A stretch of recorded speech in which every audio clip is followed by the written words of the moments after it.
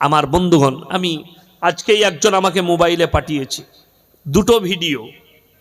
একটা মুর্শিদাবাদের একজন জিলাপি হুজুর, তিনি বলেছেন সুন্নিদের জন্যে বেরেলিদের জন্যে ইস্তেমায় যাওয়া হারাম, যারা যাবে তাদের ঈমান নষ্ট হবে।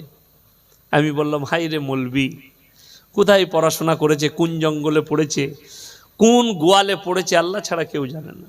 আর একজন দেখলাম হুগলি ডিস্ট্রিক্টের একজন হুজুর সাহেব, যদি আমি তার নাম উচ্চারণ করব না, এর আগে আমি 24 পরগনায় ওনার জন্য একটা দলিল পেশ করেছিলাম।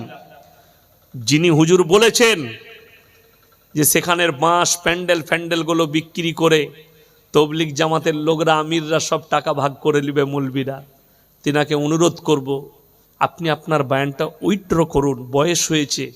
আর যদি মাতার ডিফেক্ট থাকে আপনার সন্তানকে বলুন যে আমি ভুল বলে ফেলেছি, যেহেতু বয়স হলে অনেক মানুষ ভুল বকে। তো তিনাকে অনুরোধ করব সম্মান জানিয়ে যে আমি 2 বছর আগে আপনার জন্য আমি একটা দলিল দিয়েছিলাম উত্তর 24 পরগনায় এক জায়গায় দত্তপুকুরের কাছে। ওনার কাছে একটা ফরম আছে, ফরমে লেখা আছে কোন কোন বক্তার সঙ্গে উনি জলসা করেন না। সেখানে আমার আব্বাজিরও নাম আছে, মৌলানা জয়নাল আবিদিন সাহেবেরও নাম আছে, এরকম বিভিন্ন আলেমদের নাম লিখে রেখেছে। আমি এদের সাথে জলসা করি না, যেহেতু এরা হচ্ছে বেঈমান আর উনি একা ইমানদার। যাই হোক, ইমানদার হলে ভালো জিনিস, আর ইনারা বেঈমান না হলে উনি বেঈমান হবেন কিয়ামতের দিনে। আমার বলার উদ্দেশ্য, যারা বলছে যে ওখানে গিয়ে কি লাভ, তবলিগ করে কি লাভ, নবীজি সাল্লাল্লাহু আলাইহি সাল্লাম ইমানদারির সঙ্গে বলবেন। এবং সাহাবীরা বেঈমান কাফেরের কাছে তবলিগ করেছিল না মুসলিমদের কাছে? উত্তর দিবেন, বেঈমান কাফেরের কাছে। এখন আপনার প্রশ্ন দাঁড়ালো, আমাদের সাথী ভাইরা দাওয়াত কার কাছে দিতে যায়, মুসলিমদের কাছে না অমুসলিম? কথা বলে না, মুসলিমদের কাছে। এখন আপনি বললেন তাহলে তো নবীজির জামানার মতো তবলিগ হচ্ছে না। চলুন, আমি আপনাকে দাওয়াত দিলাম, ভাই মদ খাওয়া হারাম, আর যদি আমার ভাই মদ খায়, কথা বুঝতে পেরেছেন না পারেননি? তাহলে কাকে দাওয়াত দিতে হবে আগে, আপনাকে না আমার ভাইকে? আমার ভাইকে। আমি একটা বাস্তব সত্য ঘটনা, আমার গ্রামটা 5000 বসতির গ্রাম। কত বললাম? 5000। সবই মুসলিম। 35 ঘর দাস আছে আর 15-20 ঘর বাগতি আছে। তো একটা দাসদের ছেলে প্রত্যেক দিন মদ খেয়ে মাতলামি করে, বউকে মারে, পরিবারকে গাল দেয়, হাঙ্গামা করে, পাড়ার লোককে গাল দেয়। একদিন আমি বাজারে দেখা পেলাম, মানে শোন, এখানে কাছে এলো, হুজুর কি হয়েছে? আমরা তোকে একটা কথা বলি, শুনবি? বুঝে বলুন। আমি বললাম, তুই যে মদ পান করে চিল্লাস না, হাঙ্গামা করিস, মারধর করিস, তোর কত ক্ষতি জানিস? 1 নম্বর তোর অর্থের ক্ষতি, তোর শারীরিক ক্ষতি, তোর পারিবারিক ক্ষতি, তোর সামাজিক ক্ষতি। সে আমাকে যে উত্তর দিল মনে হলো ফাটাল পেলে ঢুকে যায়। কি উত্তর এলো জানেন তার কাছ থেকে? হুজুর, আমি তো গরিব মানুষ, আমি লোকের বাড়িতে খেটে খাই, আমার টাকা শেষ হয়ে যায়। আপনার অমুক মুসলমান ভাই নিজের টাকায় আমাকে ডেকে মদ পান করায়। কি বেরিয়ে এলো এখান থেকে? আপনার অমুক মুসলমান ভাই বাড়ি থেকে মুরগির মাংস কষে নিয়ে এসে আমাকে ডেকে মদ পান করায় নিজের পয়সায়। আপনাকে আমি জিজ্ঞেস করছি, এরপর দাওয়াতটা ওকে দিতে হবে না আমার ঘরের লোকটাকে দিতে হবে? ঘরের লোকটাকে। যারা বলছে তাদেরকে বলছি, শোনো, তোমার গ্রামে যদি 100 জন নামাজি থাকে, কোনো সুদখোর না থাকে, হারামখোর না থাকে, কোনো কেউ না থাকে, তোমাকে আর দাওয়াত লাগবে না, তোমার প্রতিবেশী এমনি কালমা পড়ে নেবে। ঠিক বললাম না ভুল বললাম? তখন তুমি একটা অমুসলিম ভাইকে বলতে পারবে না, রে তুই দেখ না আমার গ্রামে মুসলিম দিকে দেখেছিস কোনোদিন মদ খেতে, কোনোদিন গাঁজা খেতে, কোনোদিন গুটকা খেতে, কোনোদিন এই কাজ করতে, তাকে বলা যাবে। কিন্তু আমার ভাই লটারি বিক্রি করছে, আমি একজন অমুসলিম ভাইকে বলছি তুই লটারি বেচবি কেন? সে বলবে না যে তোর ভাই কি করছে? কথাটা বুঝতে পেরেছেন না পারেননি? তাহলে ঘরের লোককে আগে দাওয়াত দাও। আগে হারিকেন নিয়ে আমরা স্কুলে টিউশন পড়তে যেতাম, হারিকেন জানে, মাদ্রাসায় হারিকেন জ্বালিয়ে, ওটাকে কি বলেন আপনারা? হারিকেন, লণ্ঠন। তো দেখবেন হারিকেনের গুড়ার কাজটা অন্ধকার হতো, কালো হতো না, অন্ধকার, চারিদিকে আলো, গোড়াটা। আমার বন্ধুগণ, আপনি দাওয়াত দিচ্ছেন একটা অমুসলিম ভাইকে, আর আপনার ঘরে অন্ধকার হয়ে আছে, ওই ঘরটাকে আগে আলো করুন। তারপরে আপনি বাইরে আলোটা ছড়াবেন। আপনার ঘরটা অন্ধকার আর আপনি লোককে বলছেন আলো দেবো, এটা ইসলামের সিস্টেম নয়। ইসলামের দাওয়াতের সিস্টেম হচ্ছে, শুনে নেন, নবীজি সাল্লাল্লাহু আলাইহি সাল্লামের যুগে যে সাহাবীরা কালমা পড়েছেন তারা একনিষ্ঠভাবে কালমার উপরে দাঁড়িয়ে থেকেছে। আজকে মুসলমান বলছে আমি মুসলমান, কিন্তু মুসলমান সুদ খায়। আজকে বলছে আমি নবীর উম্মত, কিন্তু সে মিথ্যা কথা বলে। আজকে বলছে আমি নবীর উম্মত, অথচ সে চুরি করে। বলছে আমি নবীর উম্মত, সে লোককে ধোঁকা দেয়। বলছে আমি নবীর উম্মত, সেই লোক জিনা করে, সেই লোক লটারি ব্যবসা করে, সেই লোক সুদ খায়। তাহলে দাওয়াতটা কাকে দিতে হবে? অন্ধকার তো আমার ঘরে। হারাম বলার আগে 10 বার ভাববেন, অনুরোধ করছি আমার বন্ধুগণ, আমার ভাই। এরপরে আমি আলোচনা করব আল্লাহর কাছে যতগুলো পাপ আছে সব থেকে নিকৃষ্ট পাপ হচ্ছে 3টে। কটা বললাম? 3টে নিকৃষ্ট পাপ। 1 নম্বর হচ্ছে শিরকের পাপ। কিসের পাপ বললাম? শিরকের পাপ। শিরক কি? আল্লাহর যে ক্ষমতা, সেই ক্ষমতা পৃথিবীতে আর কারুর আছে? আল্লাহর যে ক্ষমতা, সেই ক্ষমতা কোনো বস্তুর আছে? এটা হচ্ছে শিরক। ভালো মন্দ, কল্যাণ অকল্যাণ সবের মালিক কে? আল্লাহ। একটা জিনিস ভেবে দেখুন, আমি ইয়াসিন এখন বক্তব্য দিচ্ছি, তাহলে আমি বেঁচে আছি না নেই? কথা বলেন। আমি বেঁচে আছি। এখন ইনি যদি বলে ইয়াসিন ভাই 100 টাকা দেন, আমি পকেট থেকে বার করে দিতে পারবো না? পারবো না বাবা? পারবো। এখন আমি যদি মারা যাই আর ইনি চাই, দিতে পারবো? কথা বলেন। পারবো না। আমি মারা গেছি, দিবার আর ক্ষমতা থাকবে? থাকবে না। এইটাই মুসলমানকে আমি বুঝাতে চাইছি। হে মুসলিম জাতি, তুমি নিজে বুঝো, আমার বাপ মারা গেছে, আমার বাপের আর আমাকে টাকা দিবার ক্ষমতা নেই। ইয়াসিন সাহেব কথা বলছেন, চাইলে টাকা দিতে পারবে, মারা গেছে যখন ওর ক্ষমতা নেই। তাহলে কবরে কি করে ছেলে চাইতে যাও? কবরে কি করে ভালো মন্দ চাও? পীরের কবরে কি করে সিজদা দিয়ে ভালো মন্দ চাও? তুমি নিজের বিবেককে জিজ্ঞেস করো। ইয়াসিন বেঁচে ছিল, টাকা দিতে পারতো, মারা গেছে, ক্ষমতা নাই, তাইলে আমার কবরে গেলে আমি তোকে ছেলে কি করে দেবো? কথা বুঝাতে পারলাম? শিরক।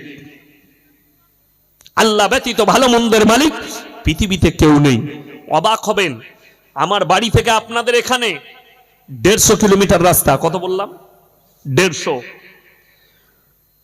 মক্কা থেকে মদিনা 430 থেকে 470 কিলোমিটার রাস্তা, একটাও মাজার নেই। আমার বাড়ি থেকে আপনাদের এখানে 150 কিলোমিটার হলো 150,000-এর বেশি মাজার আছে। 150,000-এর বেশি। অবাক লাগে। ছেলে হচ্ছে না, মায়েরা হাজির। কোথায়? পীরের কাছে। কোথায়? গাছতলায়। কোথায়? তাবিজওয়ালার কাছে। কোনোদিন যদি আমার আব্বাজির সঙ্গে কথা হয়, দেখা হয়, জিজ্ঞেস করবে। বছর 8 আগে বাপ বেটা একটা স্টেজে জলসা ছিল। আবার আপনাদের এই দমদমের আশেপাশে গ্রামটার নাম মনে নেই, 10 তারিখে বাপ বেটা একসাথে আসবো। উনি দাওয়াত নেন না, কিন্তু আমি বলেছি আমার গাড়িতে যাবেন, আমার একটা বন্ধু দাওয়াত দিয়েছে, আপনাকে যেতে হবে, আমি আমার গাড়িতে আপনাকে নিয়ে যাব, আপনি আধ ঘন্টা 40 মিনিট যা পারবেন বায়ান করবেন। কালকে ফোন করলে আমি জায়গাটা বলে দিতে পারবো, ডায়েরিতে লেখা আছে। এই দমদমের আশেপাশেই হবে জায়গাটা। তো একসাথে ছিলাম, গিয়ে মাগরিবে হাজির হলাম, মসজিদে নামাজ পড়ছি। মসজিদের পাশে একটা শেওড়া গাছ, সেই গাছের গোড়ায় এক হারামখোর তাবিজ লিখছে, চারিদিকে মেয়ে ফেয়ে লোক বসে আছে। মসজিদে জামাতে নামাজ হলো। নামাজের পরে ইমাম সাহেবকে আমি জিজ্ঞেস করলাম যে হুজুর নামাজ পড়বে না? বলছে না, হুজুর বাতিনি নামাজ পড়ে, জাহিরি পড়ে না। আমি তোর হুজুরের বীজ মারবো আজকে জলসাই। আমাকে বলছে হুজুর জলসাই এসব বলবেন না। আমি ওইটাই বলবো যদি ওর হিম্মত থাকে এসে স্টেজে প্রমাণ করাবে বাতিনি নামাজ কি। যারা বলছে আমরা বাতিনি নামাজ পড়ি, যারা বলছে মারিফতের পীর হয়েছি, নামাজ মাফ হয়েছে, এদিকে ঝাঁটার জুতো মাজতে হবে সমাজে। যেহেতু হাদিস নবীজি সাল্লাল্লাহু আলাইহি সাল্লামের শেষ জিন্দেগির শেষ ওয়াক্তের নামাজ, দুজন সাহাবীর কাঁধে হাত রাখলেন, পাগুলো ছেঁচুড়ে ছেঁচুড়ে নিয়ে গেল মসজিদে নববীতে। নবীজি নামাজ আদায় করেছেন, ওই অবস্থাতেও আল্লাহ রসুল সাল্লাল্লাহু আলাইহি সাল্লামের নামাজ আল্লাহ মাফ করেননি। হারামখোর সুস্থ মানুষ বলছে আমি মারিফতের পীর হয়েছি, নামাজ মাফ হয়েছে, একটা ঝাঁটা জুতো মারা দরকার। আমার বন্ধুগণ, নামাজ হার হালতে মাপ নেই। দাঁড়িয়ে পড়তে পাচ্ছেন না, বসে পড়বেন, বসে পাচ্ছেন না, শুয়ে শুয়ে ইশারায় নামাজ পড়বেন, বেহুশ না হওয়া পর্যন্ত নামাজ মাফ নেই। আমার বন্ধুগণ, সুস্থ টাটকা মানুষ নামাজ মাফ কেন? মারিফতের পীর হয়েছে। পীর মানে হচ্ছে বয়োজ্যেষ্ঠ মানুষ। পীর মানে কি? আচ্ছা, বাম্মায়ের থেকে বড় পীর কেউ আছে? কথা বলেন, বাম্মায়ের থেকে বড় পীর পৃথিবীতে কেউ নেই। এ বাম্মাকে ভাত দেয় না, পীর সাহেব এলে দামি দামি ফল এনে নাস্তা করায়, অথচ বাপকে ভাত দেয় না, অথচ মাকে ভাত দেয় না। আর পীর সাহেব এলে, হুজুর এলে, হুজুরের লেগে খাঞ্চা আলাদা, দেশি মুরগি পরোটা, হুজুরকে খাইয়ে জান্নাতে যাবে, তোর হুজুর উমার খাবে আর তুইও খাবি, রেডি থাক। যে আসল পীর তাকে দেখো না। ইয়াসিনকে পীর ধরেছ, ইয়াসিন পার করাবে, ইয়াসিনের কি হবে তা ইয়াসিন নিজেই জানে না, আর তোমাকে ইয়াসিন পার করাবে। চলুন, শিরক কত ডেঞ্জার পাপ। যারা মনে করছেন আল্লাহ ব্যতীত অপরের কাছে কিছু পাওয়া যাবে, সূরা ফাতিহা আমরা নামাজে পড়ি না বাবা? পড়েন তো, ইয়াকা নাবুদু ওয়া ইয়াকা নাস্তাইন, আল্লাহ তুমি ছাড়া কারুর উপাসনা করি না, তুমি ছাড়া কারুর কাছে ভালো মন্দ চাই না। এই গ্রামে দোকান আছে না নেই? আছে তো। সকালবেলায় উঠেছেন, দরজা থেকে বেরিয়ে রাস্তার উপরে আপনার চাচার দোকান, আপনি বিস্কুট নেবেন, চাচার দোকান বাদ দিয়ে অন্য পাড়ায় গিয়ে নরেনের দোকানে বিস্কুট কিনছেন, দুটো মানে দাঁড়াবে। কটা বললাম? দুটো। হয় চাচার কাছে মাল ফুরিয়ে গেছে, তা না হলে চাচার সঙ্গে আপনার ঝামেলা চলছে। এই দুটোর মধ্যে একটা হতে পারে। দুঃখের বিষয়, যারা আল্লাহকে বাদ দিয়ে ওয়াদা করছে নামাজে দাঁড়িয়ে, ইয়াকা নাবুদু ওয়া ইয়াকা নাস্তাইন, আল্লাহ তুমি ছাড়া কারো উপাসনা করি না, তারপরও যারা গাছতলায়, এলতলায়, বেলতলায়, ছাঁচতলায়, রওজা থানে গিয়ে ভালো মন্দ চাইছে, দুটো মানে দাঁড়াবে। হয় আল্লাহর কাছে মাল ফুরিয়ে গেছে, তা না হলে আল্লাহর সঙ্গে তোমার ঝামেলা চলছে, তা না হলে কোরআনে আছে ভালো মন্দ, কল্যাণ অকল্যাণের মালিক সকলে বলুন কে? একমাত্র আল্লাহ। কোরআন খুলেন। আজকে মুসলমান এতটাই দুর্বল, আমাদের মতো মৌলবি আমাদিকে এসে বলছে হুজুর তাবিজ দেন না। কিসের বাবা? বলে হুজুর তাবিজ দেন যেন ছেলে হয়। বুকা, আমার তাবিজে ছেলে হলে তো আমার 40টা ছেলে হতো। কথাটা বুঝতে পারেননি? বছরে দুটো করে নিতাম, ডবল তাবিজ, জুড়া ছেলে।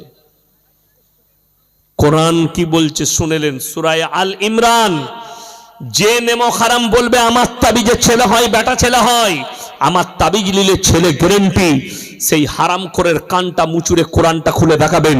সূরা আল ইমরান প্রথম পৃষ্ঠা, হুয়াল্লাযী ইউসাউবিরুকুম ফিল আরহামি কাইফা ইয়াশা লা ইলাহা ইল্লা হুয়াল আজিজুল হাকীম। হে আমার নবী বলো, মায়ের গর্ভে বাচ্চা দান করি আমি আল্লাহ আমার ইচ্ছা মতো, আমি কারো পরামর্শে কাজ করি না। জোরে বলুন সুবহানাল্লাহ। আমি কারো পরামর্শে কাজ করি না। ভালো মন্দ, কল্যাণ অকল্যাণের মালিক হচ্ছেন একমাত্র আল্লাহ। এখানে হাজী সাহেব কেউ আছেন? হাত তুলেন। হজ করে এসছেন, উমরা করে এসছেন, কেউ আছেন? মাশাআল্লাহ, আপনি আছেন। আচ্ছা, আপনি আল্লাহ নবীর কবরে সিজদা দিয়েছিলেন? চাদর চড়িয়েছিলেন? ভালো মন্দ চেয়েছিলেন? না। আল্লাহ নবী সাল্লাল্লাহু আলাইহি সাল্লামের কবরে চাদর চড়ানো জায়েজ হলে আল্লাহ রসুলের কবরটা আসমান পর্যন্ত হিরে মতি মুক্ত চাদরে ঢেকে যেত, ঠিক কিনা? নবীজির কবরে জায়েজ নেই, পৃথিবীর আর কোন মৌলবি মোল্লা পীর ফকিরের কবরের জন্য জায়েজ হতে পারে না। আল্লাহ রসুলের কবরে সিজদা নেই, পৃথিবীর আর কোন মৌলবি মোল্লা পীর ফকিরের কবরের জন্য সিজদা জায়েজ হতে পারে না। অবাক হবেন যদি এই মাজমায় ভাঙরে যারা দাদা হুজুর পীর কেবলা রহমতুল্লাহ আলাইকে মহব্বত করেন, ফুরফুরার মাটিতে শুয়ে আছেন মুজাদ্দিদে জামান দাদা হুজুর পীর কেবলা রহমতুল্লাহ আলাই, এক্ষুনি ফোন লাগান, আপনার জানা মতো হুজুরকে, আমার পছন্দের হুজুরকে নয়। আমার সঙ্গে অনেক জনার বন্ধুত্ব আছে ফুরফুরার হুজুরদের, একসাথে জলসা করি। আপনার পছন্দ মতো কোন হুজুরকে ফোন লাগান। ওসিয়ত নামায় লিখে গেছে দাদা হুজুরের ফতোয়া, মেয়েদের মাজারে যাওয়া হারাম। কি বললাম? হারাম। এটা কোনো আমাদের মৌলবি নয়। আগে চলুন, বেরেলবি ভাইদের একজন মৌলবি, তার নাম হচ্ছে আহমদ রাজা বেরেলবি, ইউপির বেরেলিতে বাড়ি, সেখানেই তার কবর আছে। কিতাবের নাম হচ্ছে ফতোয়ায়ে রিজভিয়া, খণ্ড নম্বর 24, পৃষ্ঠা নম্বর 497, ছাপা হয়েছে করাচি, পাকিস্তানে। সেখানে তিনি লিখেছেন, মেয়েদের মাজারে যাওয়া তো দূরের কথা, নিয়ত করাটাও হারাম। আর আমি আপনাকে 2 24 পরগনা, হাওড়া, হুগলি, মেদিনীপুর আমি দেখিয়ে দেবো আপনাকে। বলছে আমি দাদা হুজুর পীর কেবলা রহমতুল্লাহ আলাইহিকে মহব্বত করি, মুজাদ্দিদে জামানকে ভালোবাসি, অথচ তারা বাস ভাড়া করে নিজের বউকে নিয়ে আজমিরে গিয়ে মাথা ঠুকে আসছে। তোমার থেকে বড় দাদা হুজুরের বড় দুশ্মন পৃথিবীতে আর কেউ হতে পারে না। তা না হলে দলিল দাও। দাদা হুজুর বলেছেন মেয়েদের মাজারে যাওয়া হারাম। 21, 22, 23 3 দিন ইসালে সওয়াব হয় ফুরফুরায়, সেখানে মেয়েদের এন্ট্রি থাকে না? No entry. কথা বলেন, নো এন্ট্রি। এটা দাদা হুজুরের ফতোয়া, মেয়েদের যাওয়া হারাম। তাইলে তুমি বলছো দাদা হুজুরকে ভালোবাসি, নিজের বউকে নিয়ে তুমি কি করে আজমির গেলে? আজমিরে যিনি শুয়ে আছেন খাজা মঈনুদ্দিন চিশতি রহমতুল্লাহ আলাই, আমার দুঃখ লাগে, বেদনা লাগে এদের উপরে। বলছে আমি দাদা হুজুরকে ভালোবাসি, অথচ বউকে নিয়ে সিজদা করে আসছে, বউকে নিয়ে ভালো মন্দ চেয়ে আসছে, বউকে নিয়ে খাজা বাবার মাজারে চাদর চড়িয়ে আসছে।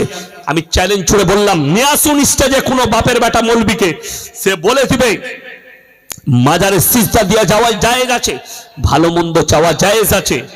অবাক লাগবে, দুঃখ লাগে। আমি আপনাকে দলিল দিলাম যে আমি বেঁচে আছি, টাকা চাইলে দিতে পারবো। আমার কাছে যদি বলেন ঘড়িটা খুলে দেন, দিতে পারবো। আমি মরে গেলে আমার ক্ষমতা শেষ হয়ে যাবে, আর আমার কিছু দিবার ক্ষমতা নেই। তাইলে ভেবে দেখুন, যে জিনিসটা আমার বেঁচে থাকতে দিবার ক্ষমতা আছে, মরে গেলে ক্ষমতা নেই, তাইলে আমার কবরে গিয়ে আপনি চাইলে কি করে পাবেন? মায়ের দিকে বলছি, ইমানদারির সঙ্গে শুনেন, আপনাদের এখানে স্বামী মারা গেলে স্ত্রী কবরস্থানে যায়? কথা বলে না? যেতে পাবে? ইসলামী শরীয়তে হারাম।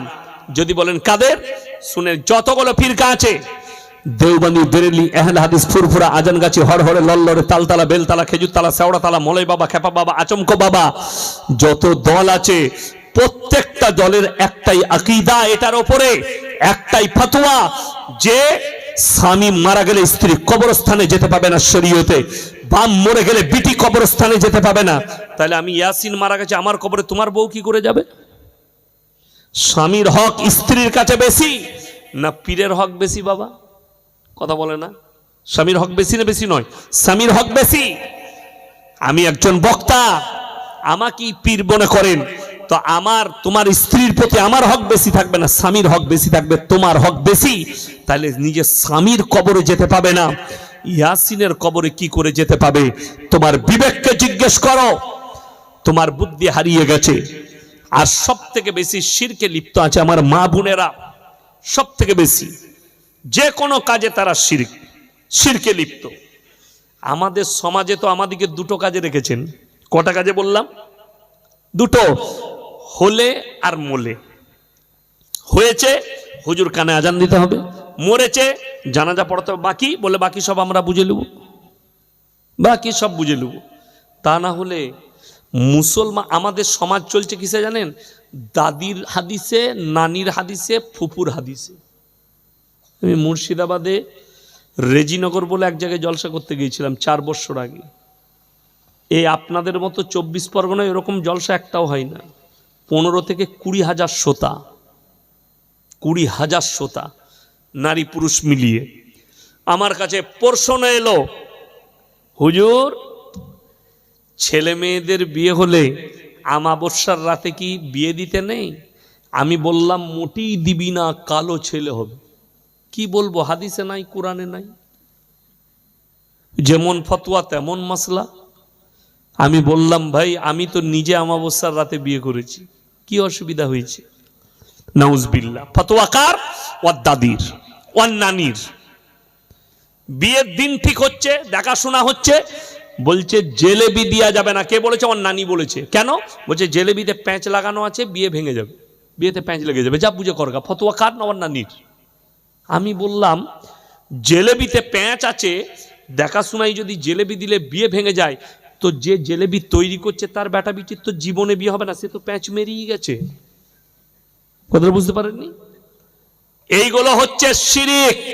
আল্লাহ বাদ দিয়ে তার বস্তুর ওপরে বিশ্বাস, তার বস্তুর ওপরে, তার দিনের ওপরে বিশ্বাস। আমার খুব একটু দূর সম্পর্কের আত্মীয় আমার গ্রামে বিয়ের দিন ঠিক করতে এসছে। কার? বেটার। আমাকে ফোন করলে, হুজুর আপনাকে আসতে হবে। আমি বললাম আমি এখন যাব না, দিন ঠিক করবে, আসরের পরে যাব। তখন বর্ষাকাল, জলসা নেই, মাদ্রাসা আছে। ঠিক আছে, আসরের পরে যাচ্ছি। আসরের নামাজ পড়ে গেলাম। ছেলের বাপ বললে, হুজুর আপনি ডায়েরিটা বার করে ডেটটা আপনার সময়ের সময় করুন। ঠিক আছে। ফাল্গুন মাসের প্রথম সপ্তাহে বাবা শনিবার বিয়ে দাও, রবিবার অলিমা, সোমবার মেয়ে জামাইকে নিয়ে চলে আসবে। বলে বাইরে থেকে ঘুরে আসি। কে বলছে? ছেলের বাপ। ওকে তো আমার ফতোয়া চলবে না। ও বড় মুফতি সাহেবকে ফোন লাগিয়েছে। বড় মুফতি সাহেবকে? ওর বউ। পর থেকে বড় মুফতি তো কেউ নাই সমাজে। তাকে ফোন লাগিয়েছে। হ্যালো, হুজুর বলছে শনিবার বিয়ে। ওই দিক থেকে হজরত ফতোয়া দিচ্ছে কি জানেন? না, শনিবার বিয়ে দিয়া চলবে না, শনি লেগে যাবে। যা বুঝে করগা। ফতোয়া কার? না আমার দাদির, না হলে নানির। আমাকে বললে, বলে হুজুর না, শনিবার বিয়ে দেবো না। মানে এই বিয়েতে আমি থাকবো না। সোমবার বিয়ে, মঙ্গলবার অলিমা। আমি ঠিক আছে। আমি মগরবের নামাজে দোয়া করলাম, আল্লাহ তুমি এই বিয়েটা ভেঙে দাও, এটা শরীয়ত বিরোধী বিয়ে। ঠিক এক মাস পরে আমাকে ফোন করছে, হুজুর বিয়েটা ভেঙে যেমন। তোর বউকে জিজ্ঞেস কর শনিটা কি করে লাগলো, এটা তো সোমবার। ঠিক করে এলি, বিয়েটা আর হয়নি। বাস্তব বলছে, একদম সত্য ঘটনা। আমি দোয়া করেছিলাম, আল্লাহ বিয়েটা ভেঙে দাও। যারা বাতিলের ওপরে টিকে আছে, শিরকের ওপরে টিকে আছে, আল্লাহ থেকে বেশি তার দিনের ওপরে বিশ্বাস। দিনের মালিককে? কথা বলেন। রাতের মালিককে? সমস্ত কিছুর মালিককে? আল্লাহ। তাহলে আপনি আল্লাহর সৃষ্টি বস্তুর উপরে কেন বিশ্বাস করেন? মেয়েদের ফতোয়া, চন্দ্রগ্রহণ সূর্যগ্রহণ হলে যে মেয়েদের পেটে বাচ্চা থাকে তাদের কোনো কাজ করতে নেই। যদি তারা কাটা বাচা করে, ছেলের ঠোঁটটা কাটা হয়, কানটা ফুটো হয় সিলাই করলে। এই ফতোয়া যে মায়েরা দেয়, এটা শিরকি ফতোয়া। যেহেতু সূর্যের মালিক আল্লাহ, চন্দ্রের মালিক আল্লাহ, সমস্ত কিছু গ্রহণ লাগানোর মালিক আল্লাহ, তাহলে সূর্য গ্রহণ কি করে ক্ষতি করতে পারে? এগুলো হচ্ছে কুসংস্কার এবং শিরকি আকীদা। আল্লাহ আমাদের সকলকে হেফাজত করুক, বলুন আমিন। দ্বিতীয় নম্বর মারাত্মক পাপ। এই পাপটা বড় ডেঞ্জার। ওই জন্য জানেন, মায়েরা যারা শুনছেন, আপনারা যারা আছেন, নারীদের ইজ্জতের ওপরে, নারীদের মর্যাদার ওপরে আল্লাহ একটা পুরো সূরা অবতীর্ণ করেছে। জোরে বলুন সুবহানাল্লাহ। সূরা নিসা। এই সূরায় সর্বপ্রথম যে কথাটা আল্লাহ বলেছেন, ইয়া আইয়ুহান নাসু তাকু রাব্বাকুমুল্লাযী খালাকাকুম মিন নাফসিন ওয়াহিদাতিন ওয়া খালাকা মিনহা যাওজাহা ওয়া বাসসা মিনহুমা রিজালান কাসীরান ওয়া নিসা ওয়াত্তাকুল্লাহাল্লাযী তাসাআলুনা বিহি ওয়াল আরহাম ইন্নাল্লাহা কানা আলাইকুম রাকীবা। পরের আয়াতটা, ওয়া আতুল ইয়াতামা আমওয়ালাহুম ওয়া লা তাতাবাদদালুল খাবিসা বিত-তাইয়্যিব ওয়া লা তাকুলু আমওয়ালাহুম ইলা আমওয়ালিকুম ইন্নাহু কানা হুবান কাবীরা। আল্লাহ তাআলা বললেন সূরা নিসার প্রথমে, একজন নারী একজন পুরুষ, এদের দুজনার মাধ্যম দিয়ে পৃথিবীতে অগুন্তি নারী পুরুষের সূচনা আমি আল্লাহ করেছি। জোরে বলুন সুবহানাল্লাহ। তোমরা আত্মীয়তা সম্পর্কে সচেতন হও। আমাদের সমাজে মায়েরা ভালো করে শুনবেন এই পয়েন্টটা, আপনাদের সব থেকে বেশি সম্পর্ক ছিন্ন করে নারীরা। কারা বললাম? নারীরা। যদি বলেন কেমন করে, বুঝিয়ে দিই। সম্পর্কটা কিভাবে এরা ছিন্ন করে। একটা ভাই আর বোন, ভাই রেগে বললে তো আমার ঘরে আর জীবনে আসবি না। রাগের মাথায় বলেছে, আচ্ছা আপনারা কি বলেন, যেখানে হাঁড়ি থালা থাকে কিচেন বলি তো আমরা, এখন শুদ্ধ ভাষায় কিচেন ইংরেজিতে, আমরা বলি, আমরা হেনসেল বলি, আপনারা কি বলেন? রান্নাঘর, হেনসেল, আমাদের রান্নাঘরও বলে হেনসেলও বলে। রান্নাঘরের থালাগুলো, থালা হাঁড়ি রাখা থাকে, ওইগুলো ঠোকাঠুকি হয় না? হয় না? ঠোকাঠুকি হয় তো। আচ্ছা, যেটার সঙ্গে যেটা ঠোকা লাগে একটা ফেলে দেন তো বাইরে বার করে, না গুছিয়ে রাখেন? কথা বলেন। মায়েরা তোমরা ভালো করে শুনবে, তোমার রান্না বাড়িতে হাঁড়ি থাকে 3টে 4টা 5টা 10টা, থালা থাকে 10টা, ঠোকা লাগলে কি তুমি একটা থালা বার করে ফেলে দাও? ফেলো না, সেটাকে যত্ন করে গুছিয়ে রাখো যাতে ঠোকা না লাগে। শুনেলেন, আপনার ভাইয়ের সঙ্গে আপনার কথা কাটাকাটি হবে, এটার নাম হচ্ছে দুনিয়া, এটার নাম হচ্ছে জীবন। তারপরে আবার ভাই, আমার থেকে বয়সে বড় ভাই, অনেক কিছু বলে ফেলেছি, তুই আমাকে বলেছিস কিছু মনে করিস না ভাই, ফোনেতে বললেন ক্ষমা করে দিস, আর আমার ঘরে আসবি, রাগ করিস না। এটা হচ্ছে বোনের কর্তব্য। একটা সমাজে দেখবেন সংসার, 4 ভাই, ক ভাই বললাম? 4 ভাই। 4 ভাইয়ের যখন বিয়ে হয় না, তাদের মহব্বত আলাদা থাকে, ঠিক বললাম না ভুল বললাম? আলাদা মহব্বত। আর যেমনি বিয়ে হয়ে গেল, মেয়েদের একটা এত ভালো গুণ আছে, আমি যদি বলে দিই, আপনার এই জিরেনগাছার মায়েরা বলবে ও 8 কুড়ের বেটা মৌলবীকে জীবনে দাওয়াত দিবি না, কিন্তু আমি বলে যাব, দাও আর না দাও। সেটা কি? সারা দিনের গল্প সংসারের স্বামীকে বলবে না, বলার ঠিক টাইম আছে। কখন? ঠিক রাতের বেলায় ঘুমাতে যাবে তখন। স্বামী ঘরে ঢুকে দেখছে ও ওই দিকে মুখ ঘুরিয়ে শুয়ে আছে, ই গিয়ে বলছে, কই এসো, শুনো, তার মানে অ্যাকশন লিচ্ছার পর দিয়ে ই তো বললে, না বলো কি হয়েছে আমাকে শোনা, তোমার মা এটা বলেছে, তোমার বোন এটা বলেছে, দিয়ে তার কানেতে মশলাপাতি যা ভরার ভরে দিল। এই সকালবেলা থেকে আর অ্যাকশন শুরু। মা বলছে, বাপ চা খেলে? খাবো নি, তু খা। মা বুঝতে পারছে না মাল এত অ্যাকশন নিচ্ছে কেন, ও তো রাতের বেলা আগুন ঢালা ঢেলে দিয়েছে, ছাই ভরার ভরে দিয়েছে, ও আস্তে আস্তে অ্যাকশন নিচ্ছে, ঝগড়া শুরু।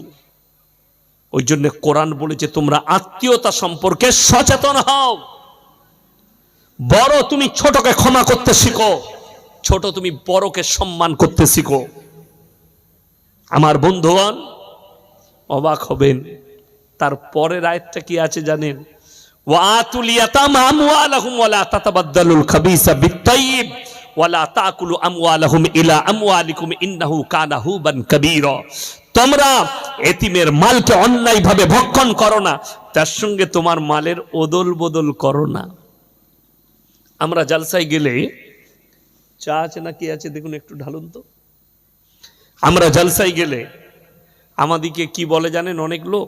হুজুর মা বাবার খিদমতের জন্য বলবেন। আমরা বলেও থাকি মায়ের খিদমত করা। শুনেন, মা বাপের সঙ্গে সৎ ব্যবহার সবাই করবে, জোরে বলুন ইনশাল্লাহ। এটা কিন্তু ইয়াসিনের ভাষা নয়, নবীজির কথা নয়, এটা আমার আল্লাহর কথা। একদম অল্প কি আছে, এটাই কি আছে দেখুন, এটা তো পানি, আল্লাহর ভাষা। ইম্মা ইয়াবলুগান্না ইনদাকাল কিবার আহাদুহুমা আও কিলাহুমা ফালা তাকুল্লাহুমা উফিউ ওয়ালা তানহারহুমা ওয়া কুল্লাহুমা কাওলান কারীমা। একবার জোরে সোরে বলুন তো সুবহানাল্লাহ। কেন বললাম জানেন? এই ভারতের মাটিতে আল্লাহর রহমতে, কোরআনের বরকতে, দাড়ি টুপির বরকতে, রসুলের বরকতে, মাদ্রাসা মসজিদ দাওয়াত ও তাবলীগের বরকতে একটাও মুসলমানদের বৃদ্ধ বৃদ্ধাশ্রম নেই। জোরে বলুন সুবহানাল্লাহ। আপনারা কলকাতার পাশে আছেন, ইমানদারির সঙ্গে বলুন, আছে? কলকাতায় আছে বৃদ্ধ বৃদ্ধাশ্রম? নেই। কাদের? মুসলমানদের যা আছে। কেন? কোরআনে আল্লাহ বললেন, ইম্মা ইয়াবলুগান্না ইনদাকাল কিবার আহাদুহুমা আও কিলাহুমা ফালা তাকুল্লাহুমা উফিউ ওয়ালা তানহারহুমা ওয়া কুল্লাহুমা কাওলান কারীমা। তোমাদের মা বাবা যখন বৃদ্ধকালে বৃদ্ধাক্যে পৌঁছাবে, তাদের খিদমত করার জন্য শব্দটুকু ব্যবহার করো না। এই উটা বুঝাতে গিয়ে আমাকে একটু লম্বা টানতে হবে। সেটা কি জানেন? একটা বাপ যাবে কোথায়? New town. বেটা বললে, আব্বা কোথায় যাচ্ছ? বাপ, কলকাতায় যাচ্ছি, নিউ টাউনে। আব্বা আমার লেগে চকলেট আনবে? আচ্ছা নিয়ে আসবো বাপ।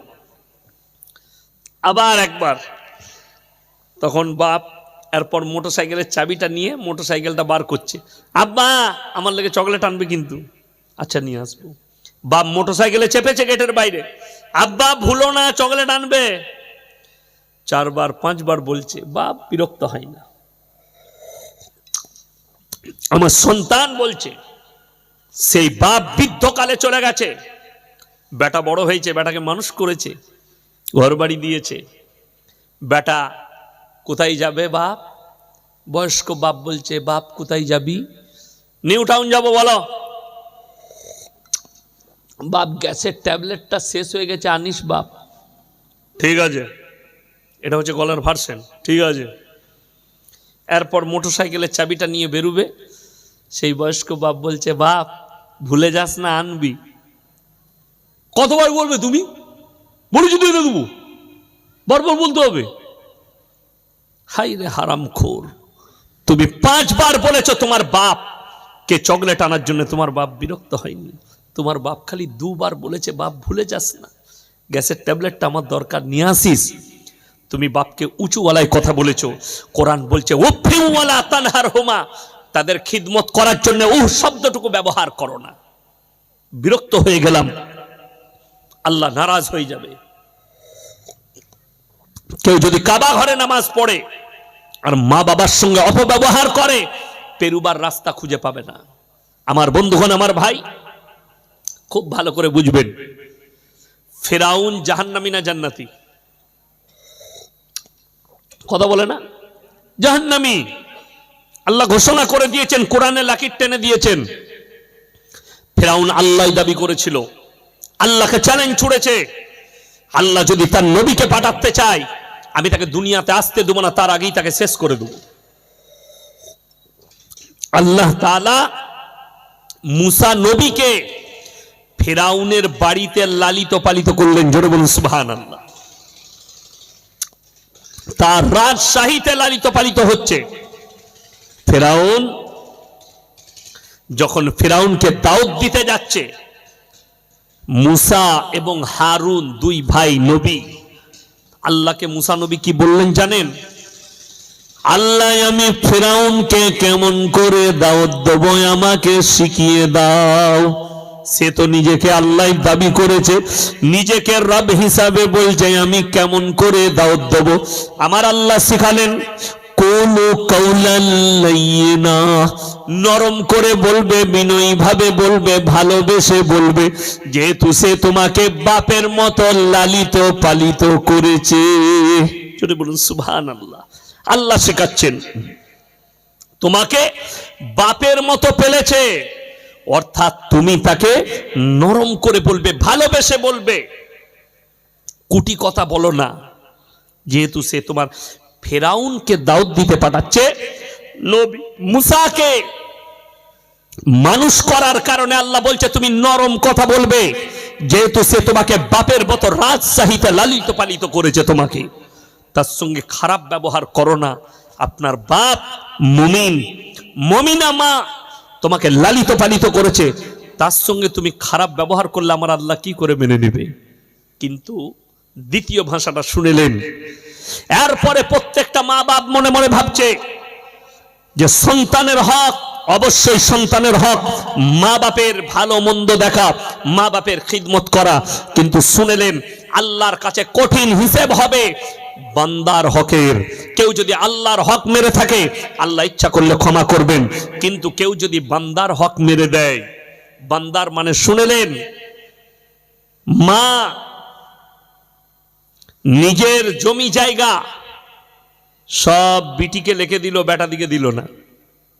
তুমি রেডি থাকো, কাবা ঘরে নামাজ পড়লো, আল্লাহর কাছে হিসেব দিতে হবে তোমাকে, যেহেতু তুমি বেটার হক মেরে বিটিকে দিয়েছো।